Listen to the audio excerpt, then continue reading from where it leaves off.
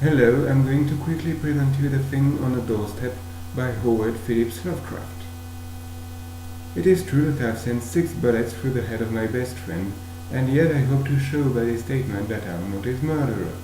At first I shall be called a madman, madder than the man I shot in his cell at the Arkham Sanitarium.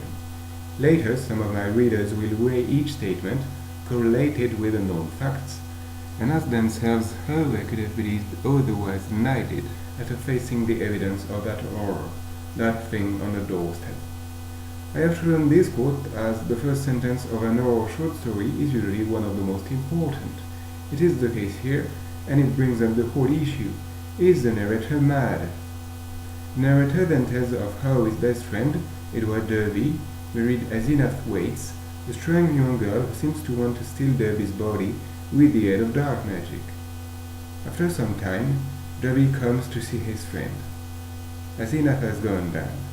We had a long talk last night while the servants were out, and I made a promise to stop preying on me. Of course I had certain occult defenses I never told you about. What is very interesting here, besides the fact that the servants were out, is that he had to use occult defenses, strengthening the idea that there is magic involved in this story. Later, Derby loses his sanity and is taken to the Arkham Sanitarium. When his reason comes back, Upton visits him only to discover that his personality resembles that of his wife.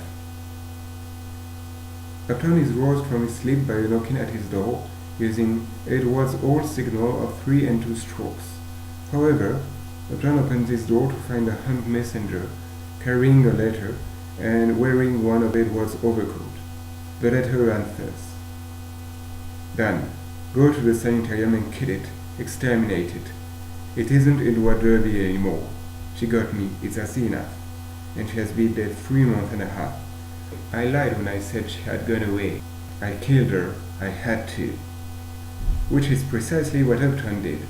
One could question his reaction to what could be a dream.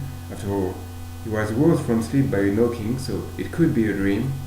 That is why I chose to put forward the very last sentence of the short story, as it obliterates the possibility that Upton is mad.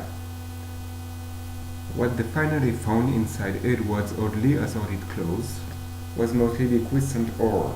There were bones and a crushed-in skull. Some dental work positively identified the skull as Azina's.